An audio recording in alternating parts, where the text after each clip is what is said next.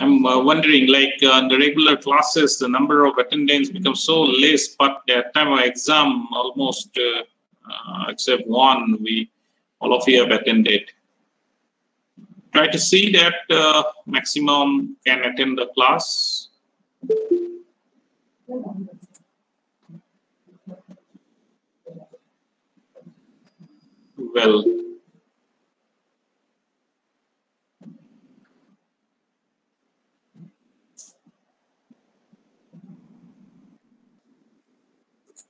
Well, I'll just continue. And in between, if anyone waiting to join the class, please let me know. Can you hear me properly? Yes, sir. Hello? Can you hear me properly? Yes, sir. Yes, sir. Okay, fine. Thank you. As in our last discussions, we talked about this Paramyxoviridae family, and within that, the similar category of negative sense RNA virus include this the Rhabdoviridae family. So these are the example of negative sense RNA virus and having a single genome, doesn't have any segmented genome. So this Rhabdoviridae, as from this name itself, you'll get the idea. This includes one of the most serious kind of neurological disease that leads to terminal fatality. I mean, that the disease Rabies is included under the Rhabdoviridae. So this is really you need to know, because all the time, even in the field condition, people will ask a lot of questions and you need to answer it. Until and unless you know it, you may not be developing confidence. So we'll try to discuss it and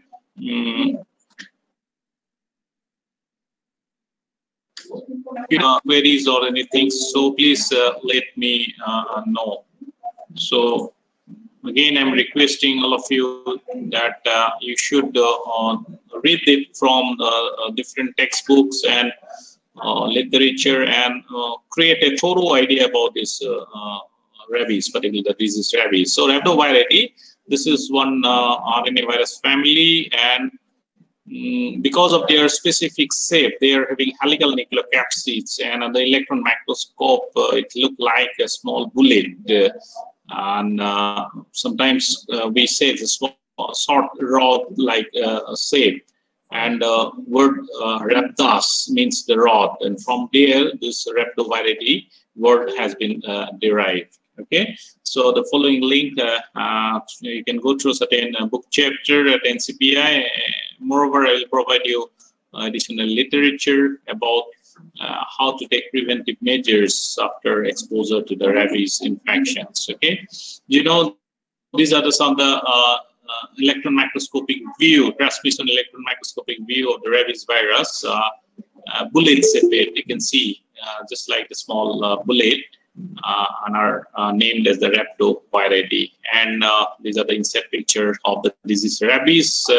All of you had some idea about the disease and how this rabid dog, when they bite, they can transmit the infections. And if you do not take care immediately, then it leads to fatality. Even animals and the human, a lot of mortality we observe every year. And our country is endemic for this disease, more particularly in Northeast India. We get a lot of information about this rabies virus occurring in outbreak form.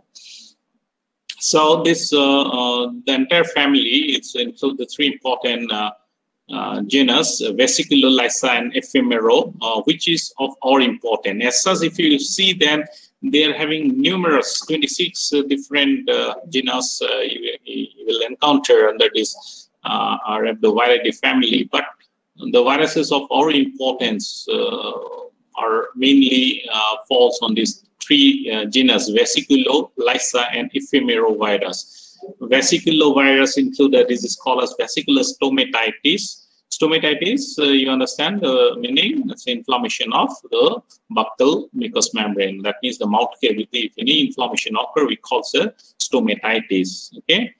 And vesicular means formation of some blister. So from development of the clinical manifestation of certain blister developments in the mainly in the buccal mucosa and the tongue, this disease is called as vesicular stomatitis. This is under the genus Vesiculovirus. This is not an highly fatal disease, can be curable and self-limiting disease.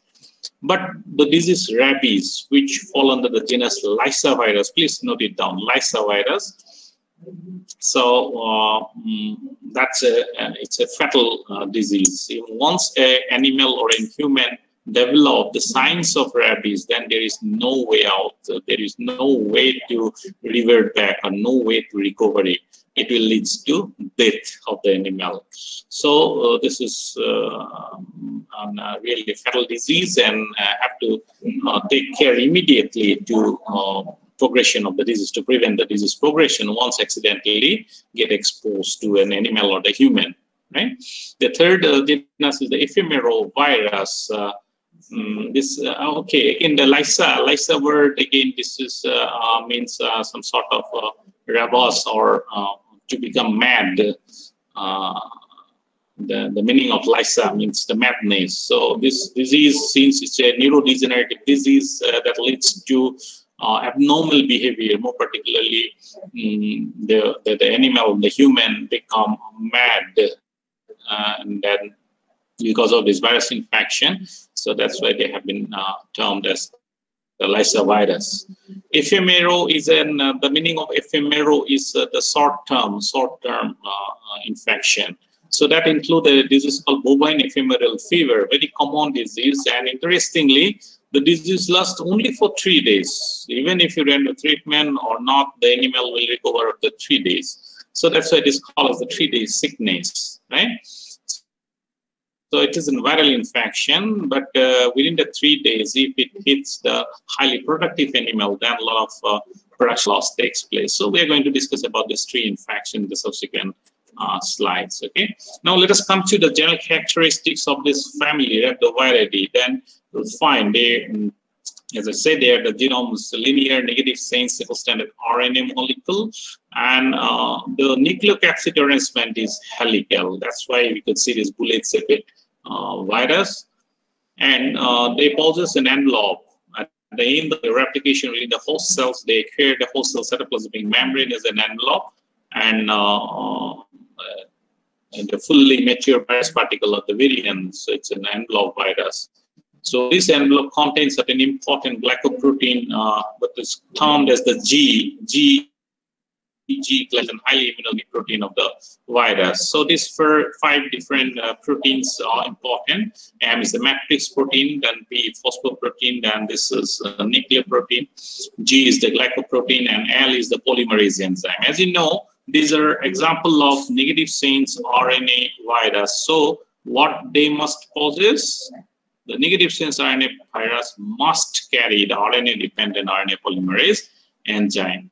So this is not available in the eukaryotic cells. So utilizing this, they can initiate the transcriptions within the host cell, since they are the negative chains RNA virus, right? So the genome size is 11 to 12 kb, not too big. With a limited genome genetic information, they can survive very fairly in the nature. Okay, so nature, in a sense, they are always associated with the host cell, live cells. So the virus measures around 60 to 100 nanometer because length and breadth are there because of its nucleocapsid structure. But one of the good thing for us is that the viruses are very much fragile in the environment, cannot survive for long. Particularly the rabies virus, they are in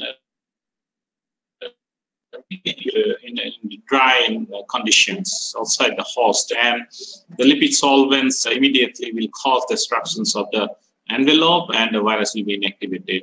So the envelope viruses are highly susceptible to the lipid solvents like chloroform, ether, alcohol, even the detergents and ammonium compound. They are highly susceptible. So the virus cannot survive for long outside the host. So always associated with the host.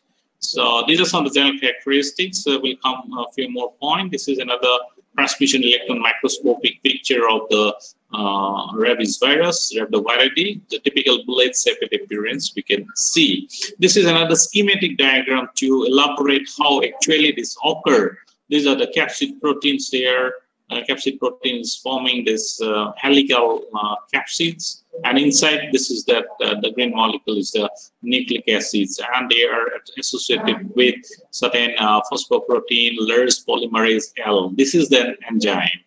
As I said, this RNA-dependent RNA polymerase enzyme, each time the virus grow and replicate within the host cell, they produce sufficient amount of this enzyme, and these enzymes remain attached with the nucleic acids, and they pass it to the newly formed variant, so that at the next cell they can take help of this enzyme to initiate its transcriptions and replications. Okay, so this is another schematic site. On the surface, glycoproteins. Glycoproteins are very good immunogens of viruses. So antibodies and the protective antibodies are produced against this glycoprotein. So the virus also utilizes this glycoprotein as a receptors binding sites and can initiate infection. This is another schematic diagram to elaborate the structures of the rabies virus. So very briefly, let us see like how this replication occur independently in the cytoplasm. They doesn't use any nuclear components for replication. So within the cytoplasm of the host cells, this is the RNA virus, they can initiate its replication. Some of the proteins like the glycoprotein, they are processed through the endoplasmic reticulum, Golgi apparatus, and finally this G glycoproteins, they remain anchored to the cytoplasmic membrane. Could you see it here? And the other structural protein, when they form the late phase of virus replication, they get assembled, and the nucleocapsids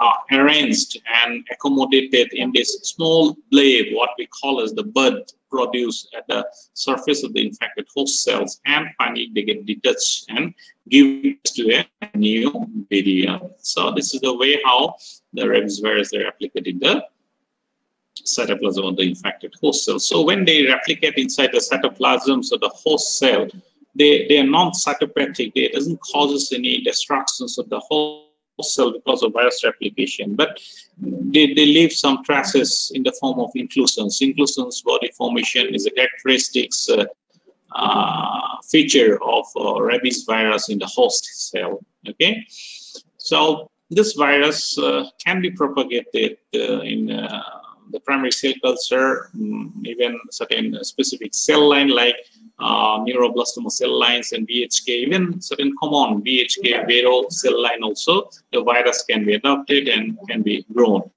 In fact, the vaccines that are available in the market, in our markets, are a Vero cell adopted vaccine. Okay. Before the development of this kind of system, people uses the embryonated eggs for propagation of this virus. Quite interesting. This rabies virus, although it's occurring in the mammals, can be grown in the embryonated chicken egg. And once you passes in the embryonated chicken egg, the virus virulency goes down, and thereby certain vaccine strain earlier was extensively used in veterinary practice by propagating the virus in embryonated chicken egg.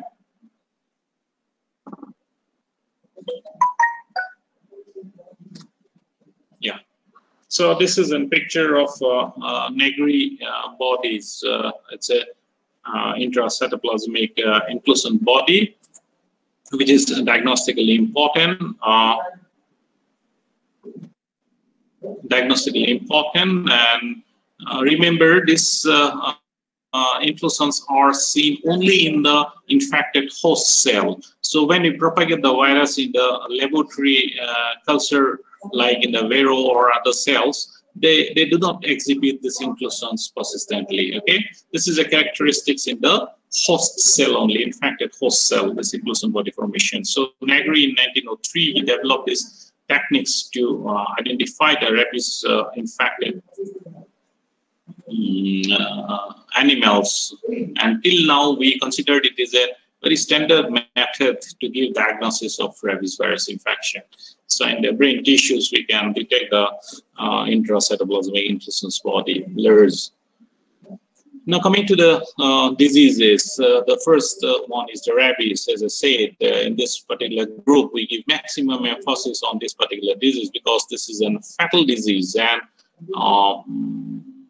the disease has been recorded even from the ancient time. A lot of literature mention about the prevalence of this disease, rabies. So even certain says that the Rabhas, the word, the Sanskrit Rabhas, this rabies word has derived to become mad. The meaning is to become mad. So as you can remember in the historical development, we discussed the Louis Pasteur, he developed vaccines by propagating this virus in the rabbit brain. And first time in 1885, he injected these vaccines in a small boy named as Joseph Mister on the day of July 6th. July 6th, and this particular day is now observed as the World Zoonosis Day. In 1885, in July 6th, he first time inoculated a small boy with the rabies vaccines, and extensively it was used, and he was cured from the disease rabies, and that was a great success story and the part of the cure. Do you know, it's quite interesting is that at the time people do not have any idea about the presence of viruses. He's applying his simple concept of bacterial vaccines in production of viral vaccines, and he prepared and even he inoculated on it cured persons from rabies, and that's a great development that takes place at the time without knowing the causative organism. So in 1903, as I said, the Negri first time detected the Negri bodies, and which has become a gold standard test for diagnosis of rabies for quite a long time. So the disease is prevalent in many countries, but certain countries, if you closely notice, then you'll find Great Britain, Singapore, New Zealand, Japan, Australia, all these areas are inundated with water, surrounded with water, and they link it from the main land masses, and because of the strict quarantine measures they adopted, and they make their country free of the rabies. The rabies is not prevalent in these countries. So these are some of the historical pictures of how it was inoculated, and this is WHO picture of 2013, showing the darkly shaded area or the area where the disease is highly prevalent, high risk. People are at high risk of rabies, and gradually in Japan, you can see it. The country more area. So in India, the condition is very, very serious. Like every year, almost approximately 20,000 deaths occur because of the human rabies. In case of the human, as you know, almost every year from the state of Manipur, we see some outbreaks of rabies, particularly in the winter seasons, and almost in the other part of the country, even some metropolitan cities like in the Bengaluru, though the incidents are always there. So this particular disease is very much prevalent in our society, and we have to take some proactive roles to control and control the disease. And if accidentally occur, we can immediately react and can save the life of a human or an animal. So the causative organism is the rabies lyssavirus. Some recent classification, they have changed the name a little bit. Under the genus Lyssa, subfamily Alpha, Rhabdoviridae, and family Rhabdoviridae. This is the entire classifications. You can cross-check with ICTV if you want. This virus has been categorized into two different forms. One is called as the street, and another is called as the fixed virus. Please note it down about these two forms. Street viruses refer to all the strains of rabies virus which are causing natural infection. Means they found in the natural cases of rabies infection. So street virus. So some of the characteristics of the street virus are that they have a high affinity for the salivary gland, and then they produces, all of them, they produces intracytoplasmic inclusions, what we call Negri bodies. And interestingly, this point is very, very peculiar. Variable incubation period. We could see a wide range of incubation period. Certain cases within a week or two, the animal after exposure develop the signs and symptoms of rabies, and by 10th day or second week they die. However, there are certain cases where the report says that the exposure was 6 months or 1 year back, and after that the animal is developing the disease. So variable incubation period is a characteristic that depend upon some host immune response and the virus migration in the nerve tract to produce the disease. That will be kind of subsequent slide. Then the other type is called as the fixed virus. Fixed means when this wild virus, street type or the wild type virus, when you propagate in the laboratory, either in the rabbit, mice, or in the cell culture, their behavior change. So they start developing some fixed incubation period in the rabbit and less affinity towards the salivary gland, and they doesn't produce any inclusion. This is characteristics. In the natural cases, only the inclusions are produced, but in the laboratory adapted strain and the fixed virus, they do not produce any inclusions. Okay, and gradually they lose the virulency and become apathogenic as you passes in this laboratory animal for several occasions. So moreover, over and above, they develop some characteristics of agglutinating goose RBC at 4 degrees centigrade. So the hemagglutination test can be performed, but that is for the fixed virus, not for the street virus. So fixed and the street, these are the two strains of rabies virus, and you must understand these 2 points. Okay. Now coming to the host who are affected with this virus, all warm-blooded animal, they are susceptible to rabies infection. There is big question marks about the birds, whether they are infected or not.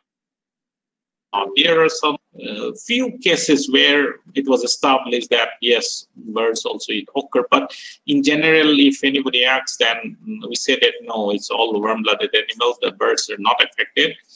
However, there are certain cases, even in India, cases of rabies in the bird has been detected. Okay, so don't get it confused. Always mention that this is only solitary cases. Sometimes it has been detected.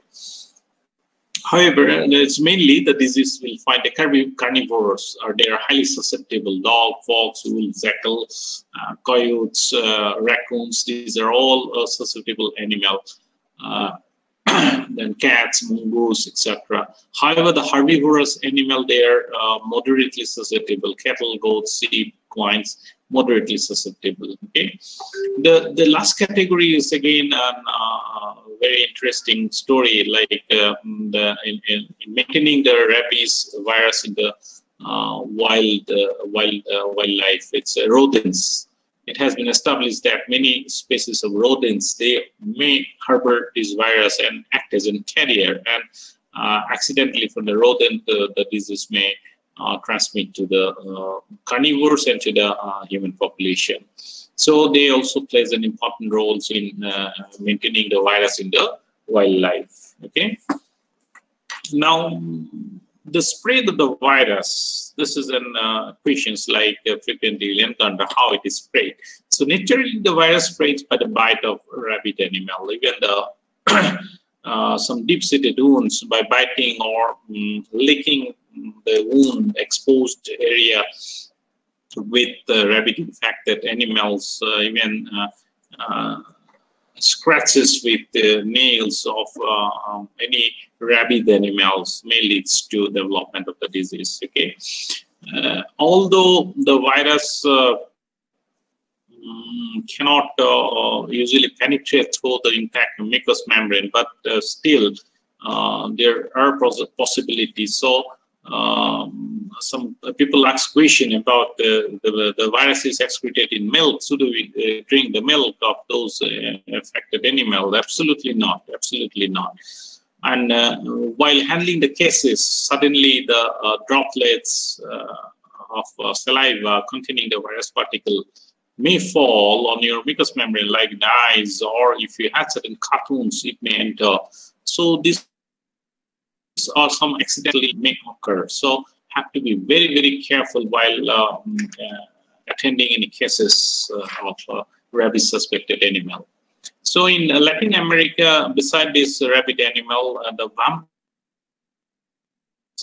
it has been found there are certain vampire bat population who are harboring this virus in wild. Even in India, recently some study revealed that some of the bat species, they could get the antibodies against the rabies. So basically the virus are maintained in the sylvatic cycles where in the wildlife, among the wild canine family, the disease is maintained.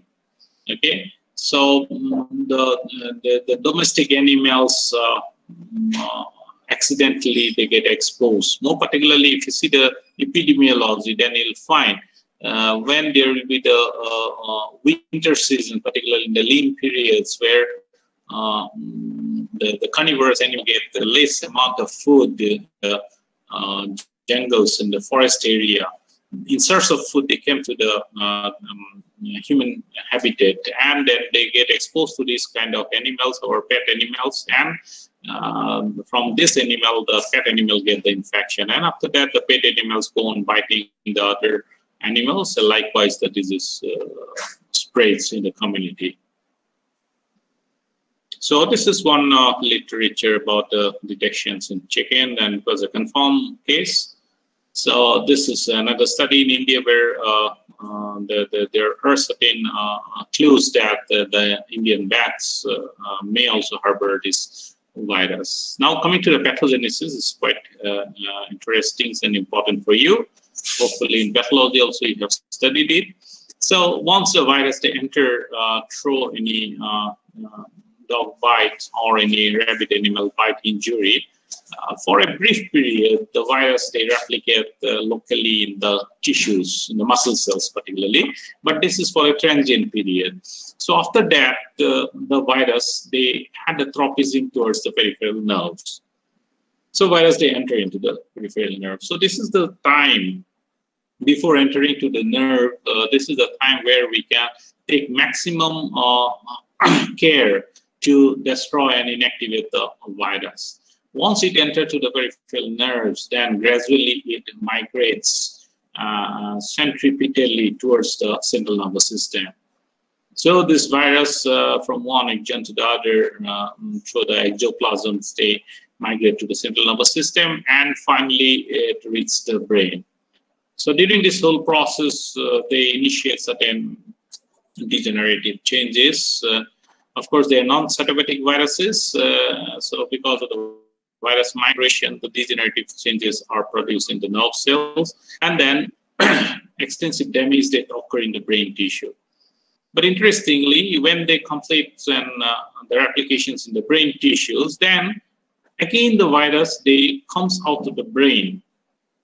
What we call as the centrifugal movement of the virus, they comes out of the brains and through the peripheral nerves, reach to different organs, particularly in the oral, nasal cavity, retina, cornea, even cutaneous branches of sebaceous gland, then salivary gland, and even to the milking animal through milk, the virus are excreted out of the body. Okay, so the rabid animal, which is excreting large amount of virus through saliva, when they bite or attack another animal, then the disease transmission occur.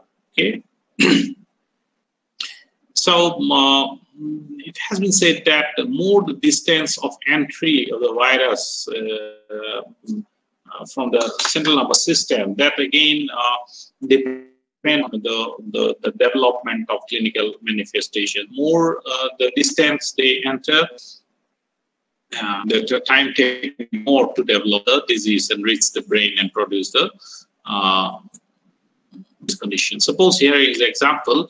If an animal bites it here, so it may take a longer period to reach to the brain and develop the clinical manifestation. However, certain animals like cat who had a habit to bite in the neck region, if the exposure occur in the mouth or nearby the brain areas, then the disease production's time will be lesser. So it again depends on the host cell immunity, like when it will be developing the different signs of rabies.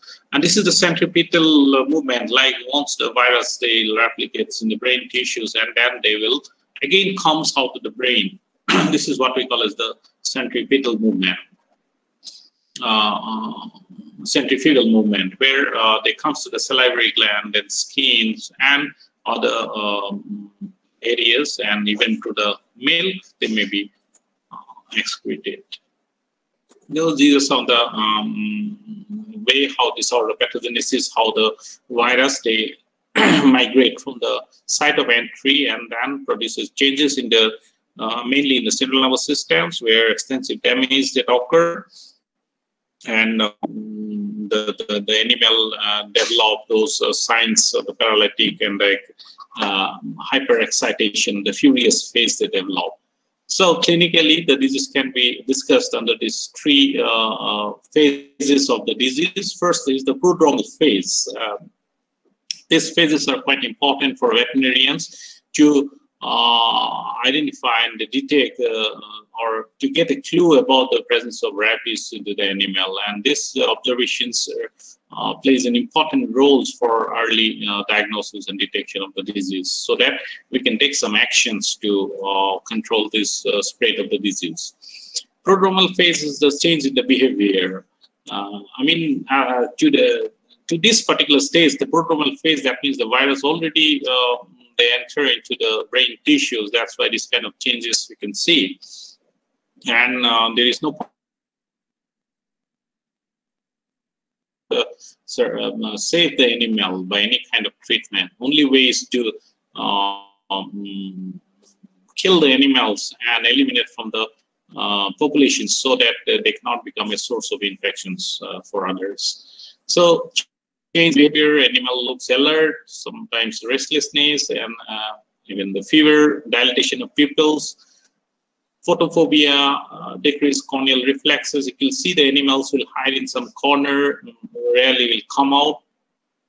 This is some of the stages of rabies, and we describe it as a prodromal phase. So at the end of this phase, the furious phase appears, and this is the most dangerous part of rabies transmission. The animal become irritable and restlessness, and they will go on attacking any moving object, maybe some vehicle, so they will chase and they will try to bite any unusual object. The animals, they wander aimlessly, and you can see there is drooling of saliva, and because of some paralytic changes occurring in the laryngeal muscles, very peculiar sound they will produce. And the animals will exhibit excessive salivation. This is a very prominent manifestation of the disease rabies. Looking at it immediately, we must think about this particular disease, and all the time have to be taken very seriously when this kind of comes to it. So we have to overrule the disease, the rabies in the cases. And at that particular stage, as a veterinarian, you have to be taken maximum care not to go near to the animals for clinical observations if you had some suspicion. Because you may be bitten by these rabid animals, and then the veterinarians may get exposed to the virus. And at the end of the more paralytic phases starts where lower, and because the mouth falls open, that's the paralytic signs, and because of which the animal, they're unable to drink water. They become excessive thirsty but unable to drink water. That's why when they go near to the water sources, then they get excited. This is what we call as a hydrophobia. It's not because of the fear of water. It is only because that Because of the laryngeal muscle paralysis, the animal unable to drink water, although they become very, very thirsty, and they show the signs of excitement. Okay. And finally, 4 days after this onset paralytic phase, the animal dies. And this is the terminal stage. There is no record that the animal will recover from this particular stage. Okay. So these are the 3 different phases of the disease, rabies. And coming to the diagnosis, first the history and the characteristic clinical symptoms of the rabies, like the excessive salivations and aimless wandering and movement, and the furious expressions of the animal. These are some of the signs starting from the prodromal phase and the furious phase. We get a lot of information and idea about the disease and have to be handled very, very carefully and cautiously. Okay, so of course, confirmation is needed for concrete diagnosis. So in that case, we can collect some of the safer samples, like the excreted saliva without much handling the animal, or if the animal is dead, then the saliva can be collected for molecular detections by RT-PCR, which is a quick and safe test for giving the diagnosis.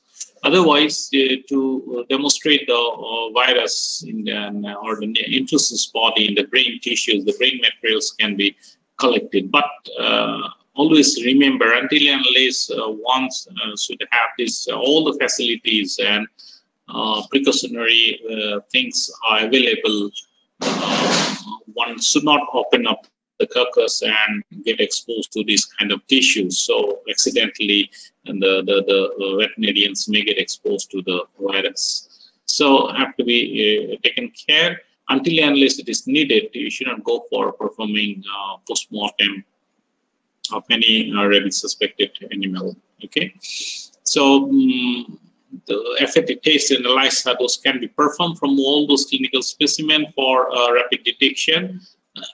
We can see it here. This is an FAT slide. It's showing neuron cell, nerve cells containing a lot of virus proteins inside the cells, and this fluorescence activity, you can see it. And this is in the cytoplasm, and this is the nuclear area. So this is a rapid test. We can perform it for diagnosis and detection of the rabies virus system. Okay. Of course, we can go for the isolation methods in the cell culture or in the mouse inoculation, but these are from only in the recognized laboratory. We are having such a limited laboratory in our country. So high security laboratory is needed, because during this isolation process is a really dangerous method. And during that process, somebody may get exposed to the virus until and unless all the facilities are available. But it is possible to go for this kind of isolation. So that's about the diagnosis of rabies. Again, I'm repeating, until and unless you had sufficient facility for performing and opening the brain tissues with wearing goggles and all face masks, all the suit needed, one should not go for opening the carcass, because during the postmortem, this is maximum vulnerability to get exposed to the virus remains. Okay. So as I said that traditionally, one of flurry strain vaccines are used earlier, not now, in the animal rabies control. And those vaccines were prepared by growing in the embryonated egg. So when they propagate in the egg, the virulence reduces. After 170 to 182 passes, one particular strain develops. It's called as the high egg passes strain, which is recommended for vaccination. And then low egg passes, which is 40 to 50. This is a little bit moderate strain. After the animal, they receive this HEP, then they can take the LEP. But this is the earlier story, not now. This HEP and LEP, please, you can record it. High egg passes and low egg passes. I mean, as much as you will 40 to 50 passes, if you give it, that the virus will be attenuated. So once a strain is a flurry strain, for quite a long period it was used, but now whatever is available in our Indian market is an inactivated strain, and that is the original Pasteur strain maintained in the Pasteur Institute. And this is called as the challenge virus standard CVS11 strain. This virus has grown in the viral cells, and then they are inactivated and killed, and using certain adjuvant, now it is available in the market for vaccination. This type of vaccination gives us very good protection against the disease. Yes, on the close insert pictures of negative bodies, intracytoplasmic inclusion, this too in the nerve cells. These are the inclusions you can see. But remember, these inclusions you can demonstrate only in the naturally infected animals. Once you propagate in the laboratory, the virus loses the property to produce the inclusions. Okay. Now, regular vaccinations in the vulnerable populations can give immediate protection against the disease. So all the canines and the felids, we should vaccinate in the regular vaccination process using the standard vaccines available in the market. Generally, it is given after the maternal antibody declines, say 1 to 2 months of age, and then 1 month after that, the boostering and annual boostering is recommended to keep the protective antibody as such. Not only that, even the veterinarians, probably all of you will be given these vaccines during your clinical course training. And the veterinarians who are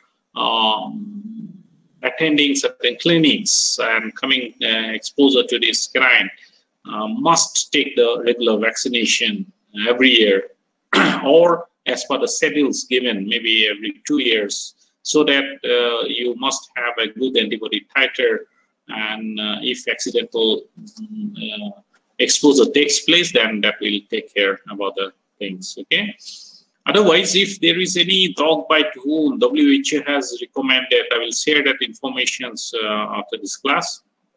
Please go through it, all aspects.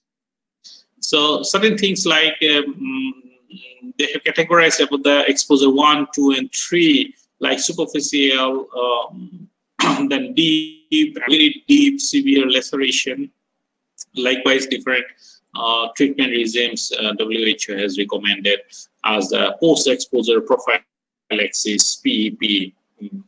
So one thing that always remember, when any incidents of dog bite occur, immediately if you wash the area with a lot of detergent and soap and detergent, plenty of water, then what will happen? Most of the virus remain in the wound will be inactive before they get the chance to enter into the tissues and then to the nerve. It takes some period of time, and during that time we can prevent the we can inactivate the virus. And if the severe lacerated wounds are produced, then after this type of cleaning, it is recommended to inject the hyperimmune sera, humanoid hyperimmune sera or humanoid globin against this rabies virus, are injected the different side locally, so that they can neutralize the virus in the subsequent areas. So there's many things probably in the medicine classes also they'll be discussed about the post-exposure prophylaxis, what you need to do it, the effective measure. This is the only treatments that we can give it, and if it is in time and proper, then we can assure cure from the dog or the rabies infection, okay? But remember, once this virus, they enter into the nerve tract and start developing the clinical signs and symptoms, there is no way out. The animals will die. So these are some of the informations. Please go through it. Category 1, 2, and 3. And 3 is the most severe dog bite wound. And what are the measures we need to take it. So this is one Rabipur vaccines available in the market for human vaccination as a post-exposure vaccination. So WHO, they have recommended some schedule like 0 day, the day where the dog bite occurred. On that day, this first vaccine is given to the animals or to the human patient, and then on the 3rd day, 7th day, 14th and 28th, sometimes up to 90 days, it continues. It all depends upon the level of exposure. And these are a sort of hyperimmunization. By repeating the vaccines, you can see 0, 3, 7, 14 and 28 days. If you repeat the vaccines, then it will stimulate the immune system, and that will give rise to a sort of hyperimmunization. And then if any viruses purchased in the tissues or some organs, then it will be neutralized. So this is what we call it a post-exposure prophylaxis of rabies. Okay, so you can download it from the internet, the WHO PP, the PEP protocols, or I will also share with you. Please go through it. My request is that please read the chapter from the medicine as well as the pathology book to get a very good and concrete idea about the disease.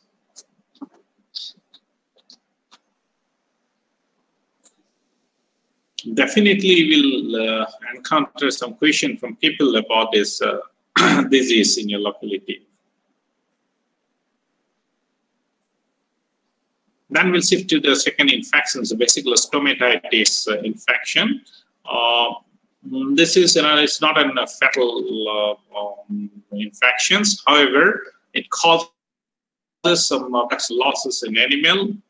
Initially, it was observed in horse and mules in 1884 in South Africa, and thereafter it has spread to most of the countries having these equine families, and including the camels. The disease is recorded in India, Nepal, and this is again frequently confuses with another viral infections of this species, particularly cattle and camels, that foot and mouth disease. And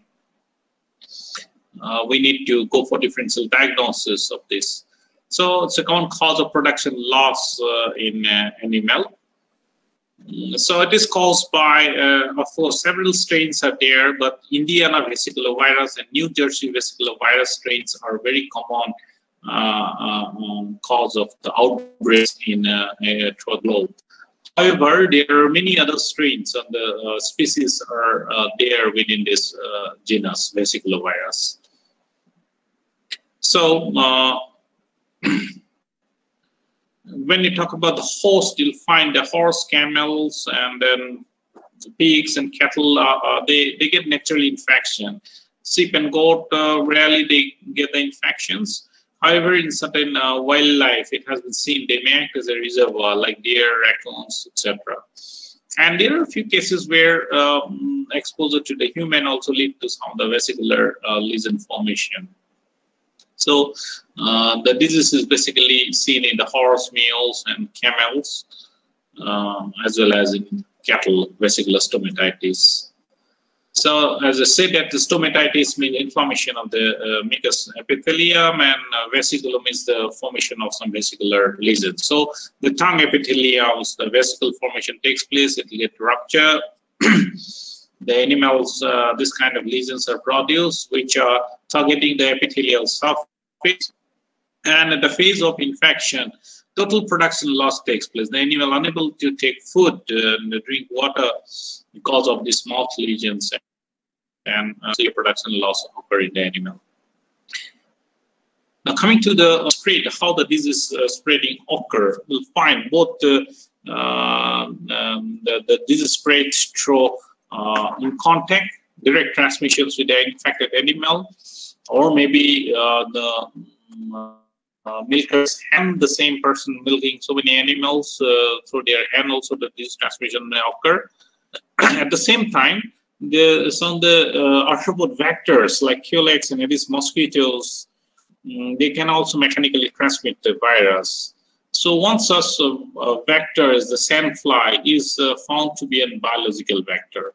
Tabenite, culex, Aedes, they are mostly causes mechanical transmission. However, sandfly in certain areas may act as a biological vector, means they can harbor the virus in their body cavity. So we can say that disease transmission occur by different modes, including these arthropod vectors. So this type of different mode of transmission complicated the disease epidemiology and difficult to prevent the disease by a single vaccination. So if you go to the pathogenesis, then basically you'll find that causes some hydropic degenerations and blister formation in the epithelial surface, and because of which we could see the lesions. And clinically, the vesicle formations will occur, and the ulcerated regions we can see in the tongue, snouts, and the coronary bed, interdisease spaces. Left of the foot and mouth is very common, but animal myocarditis occur in vesicular stomatitis, such changes are not seen. So the diagnosis is as regular that we discuss it by virus isolation identifications. We can detect it, but differential diagnosis is must to differentiate with the foot and mouth disease infection. So in our country, we don't have any commercial vaccines for protections, mainly because this live-attenuated vaccines gives us very short-term protection, and it's economically not viable. So as such, there is no vaccines performed in our country. The third infection is bovine ephemeral fever, as I said, under the genus Ephemeral Virus. This is also called as the 3-day sickness. It's quite interesting. This disease is not a very, it's not a fatal disease, not a life-threatening disease. Rather, the disease lasts for only 3 days and characterized by muscle stiffness. Joint becomes stiff and muscle pain occur, and then animal goes to the recumbent state. And interestingly, lasts for 3 days and the animal recovers automatically. So that's why it is called as the 3 days sickness. And this is because of this bovine fever ephemeral virus. Earlier it was called as bovine ephemeral fever virus as the genus. Now it has been changed as bovine fever ephemeral virus under the genus Ephemeral Virus. So the disease basically seen in all breeds of cattle, they are susceptible, and mainly 6 months to 2 years is very common. And interestingly, the viruses are not shedded by the infected animal. The mode of spread is quite interesting. So it's mainly by the arthropod vectors like Culex and Aedes mosquitoes. They act as a biological vector of the disease. And the animal doesn't excrete the virus through any secretions. So only the Culex and Aedes mosquito, they can transmit the infection. Again, it may occur due to the faulty practice like contaminated needle and syringe in mass vaccination program. If you use the same syringe for injecting many animals, then from infected animal to the other, the disease transmission occur. Okay, so this is the main mode of transmission. It's never occur by in contact. In contact, animal never get the infections. It must be injected to the bloodstream, either by Culex or mosquitoes or by contaminated needle and syringe. Then all the transmissions will occur. It's quite interesting, and please note it down. This is a frequent labs question.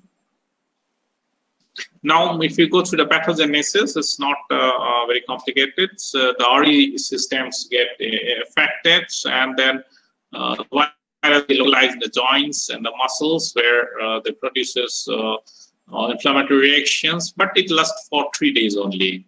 And during that period, the neutrophilia and lymphopenia develop. In producing animal, there is total production loss occur, but they recover within these 3 days. The immunities are developed and they clear the virus from the system. So diagnosis, of course, confirmation, we can go for different laboratory tests and isolation process, but generally it is not needed. Within 3 days, the animals, they recover. So no, as such, no vaccines is practiced in our country. However, excuse me, sorry.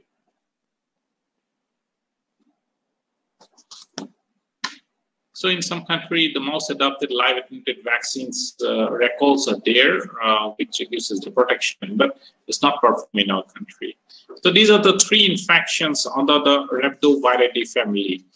First one is the rabies infection under the lysovirus, then vesicular stomatitis and the vesicular virus, and ephemeral fever disease under ephemeral virus. So under the Rhabdoviridae, this 3 infection is listed in your syllabi.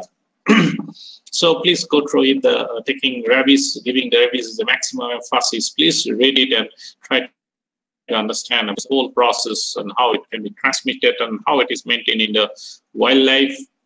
So those points are important. Now, continue with another infections, the Bornaviridae. This is another member in the same group of negative chains RNA virus.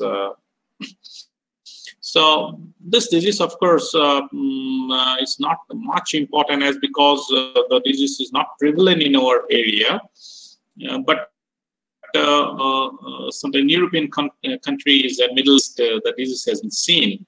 And because of some of the peculiar reasons, probably this has been kept in your syllabi, Bornaviridae family. So this includes only one disease. It's the Boruna disease of animal caused by the mammalian Bornavirus under the Orthobornavirus genus and family Bornaviridae, order Mononigaviridae. So this is another helical nucleocapsid and pleomorphic virus. So this is an envelope virus.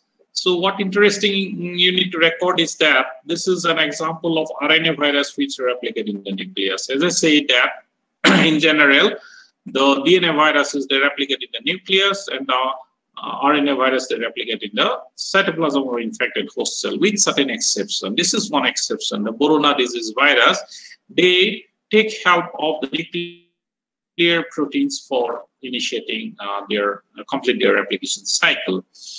They possess certain proteins which act as a nuclear signals, export signals for initiating the replication in the nucleus. So this is one exceptional thing with the RNA virus, which cause the Boruna virus infection. So they are highly neurotropic and they are non-cytopathic effect.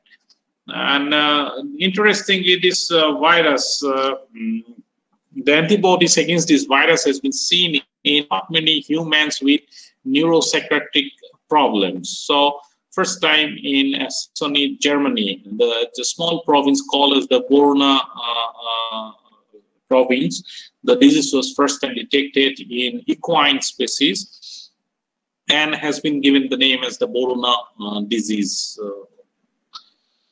And virus we call is the Boruna virus. So it's a typical of an RNA virus, single molecule. These things already we discussed it in this category. So they are highly fragile virus and readily inactivated.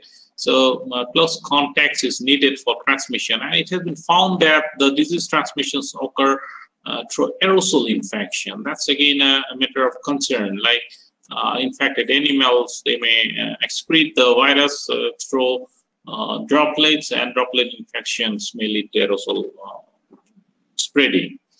However, there are many things are yet to be explored about this epidemiology of the virus. Again, it has been seen some study that the virus incidence, the disease incidence occur only in the summer seasons, and it is maybe associated with certain insect vector, but yet not established. So this Borna disease, it's a neurological disease of horse and sheep. First time it was detected and characterized by encephalomyelitis, non-suppurative encephalomyelitis. So gradual neuronal damage that occur as this virus is totally neurotropic virus, and they affect the limbic, the basal ganglia of the brain stem, and they show some neurological signs and symptoms like paralysis and staggering gait. As I said, that the antibodies against the virus has also been seen in the neuropsychiatric illness in human in many countries. So maybe this virus is associated with some sort of psychiatric issues in human. So this kind of the disease is prevalent and detected in many countries, but there is no information about the prevalence in our country. This is the regular how we can isolate it.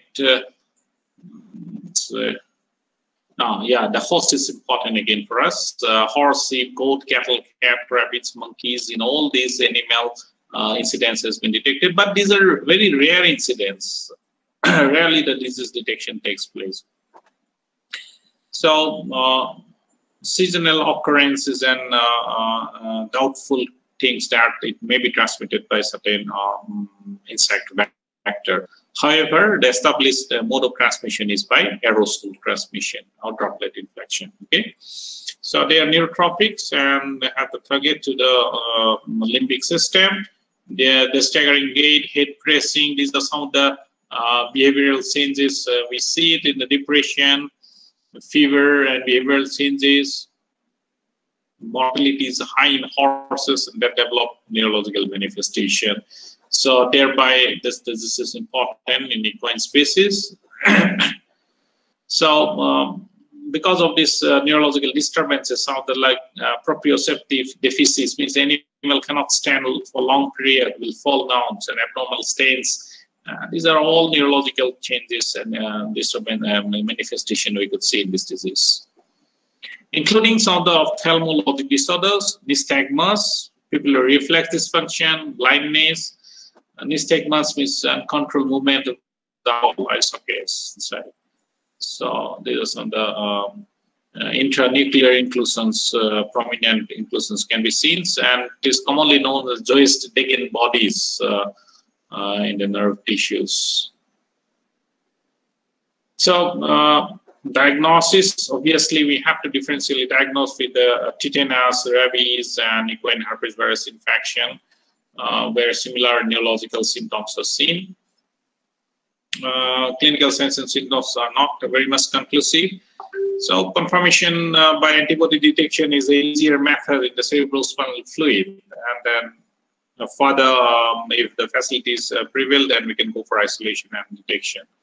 So no commercial vaccines are available for controlling the disease. So this is some information about the Borna disease. So this is one slide I'm just showing it. This is the immunoperoxidase strain. So just like the FAT, if we don't have this FAT materials or fluorescent microscopes, then we can go for simple immunohistochemistry. Here, the aggregates of virus in different locations inside the histosections can be detected.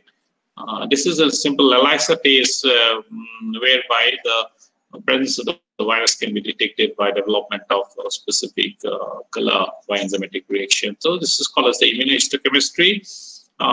Can be performed in diagnosis of Borna disease. So these are some of the disease that I prepared for today's session, this one. Okay. Thank you very much. Tomorrow morning at 9, before 9, 5-10 minutes before, I will share the link for a combined class, and I'll be discussing about the Rhabdoviridae family and the infections in the Rhabdoviridae. Please, all of you join the class tomorrow morning at 9. If you have any query, anything, please text me, and it can be discussed in the next class. Okay. So thank you very much. Number of attendance is very low. I don't know why it's so. Okay, then thank you very much. So see you tomorrow morning at 9. Thank you, sir. Please join class tomorrow morning at 9.